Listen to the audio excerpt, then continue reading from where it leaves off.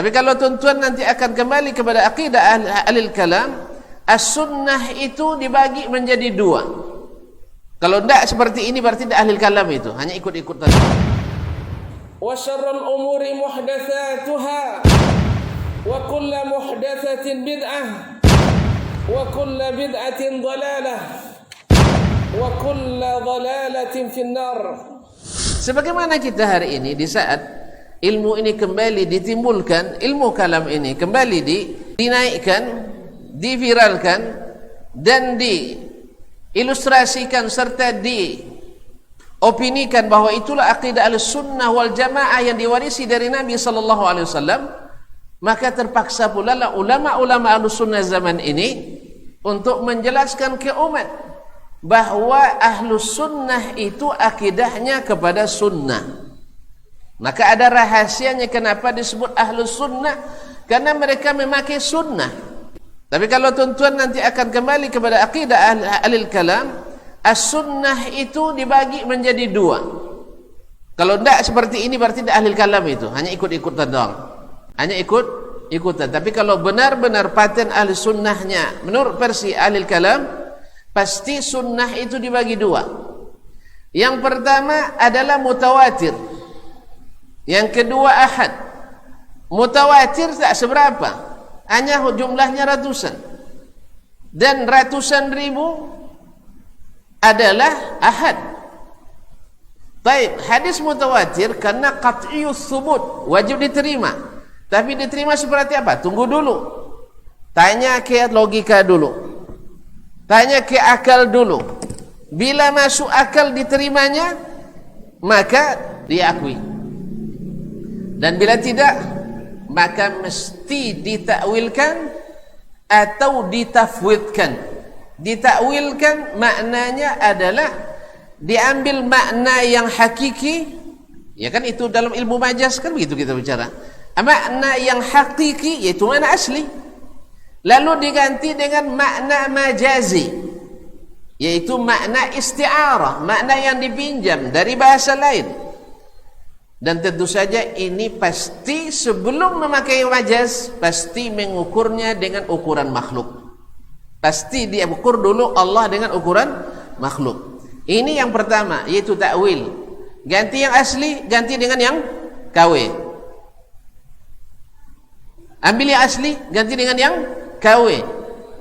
Yang produk langit diganti dengan produk bumi. Produk langit ini, produk bumi ini.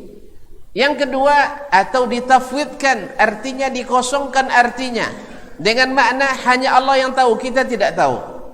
Sama dengan makna tidak ada artinya, hanya Allah menyampaikan huruf-huruf tersebut entah hanya untuk sekedar dibaca, tapi bukan untuk diyakini. Dan ini mustahil. Allah jelaskan hukum menikah, hukum jual beli, hukum meminjam, hukum ini dan sebagainya secara jelas terang benderang. Lalu hal-hal yang tidak bisa diilustrasikan, tidak bisa dianalogikan, Allah biarkan bias. Ini luar biasa, menuduh Allah dan Rasul SAW tidak menjelaskan. Padahal Allah SWT telah menjelaskan dalam kitabnya, tibyanan likulli syai', kitabun uhkimat ayatuh thumma fussilat, dan seterusnya, berapa bilisanin arabiyyin mubin. Lalu antum katakan tidak ada maknanya ayat sifat itu mesti ditafwid. Dan lebih parahnya ini dinisbatkan kepada as-salaf, yaitu Nabi dan para sahabatnya, secara tidak benar. Kalau tidak mau dikatakan dusta. Nah, di saat ini yang pertama. Yang kedua, kalau seandainya hadisnya ahad, dah tamat riwayat. Hadis ahad dalam masalah akidah tidak dipakai. Kalau belum seperti ini berarti belum ahli kalam. Berarti belum ahli kalam, hanya ikut-ikutan dalam ilmu kalam. Jadi hadis dibagi dua, satu mutawatir berarti qa'id thubut, tapi dalalahnya masih zanni. Kapan qat'i? Setelah disetujui akal. Beda sekali dengan Ahlussunnah. Ahlussunnah tidak. Ahlussunnah tidak membeda-bedakan antara mutawatir dengan ahad, asal sahih dari Nabi sallallahu alaihi wasallam, maka wajib diterima dan wajib diyakini dalam bab apapun, akidah, ibadah, muamalah, akhlak dan adab. Karena baginda Rasulullah sallallahu alaihi wasallam tak pernah membeda-bedakan itu. Beliau mengutus para utusan, ada yang hanya 1 orang, 2 orang.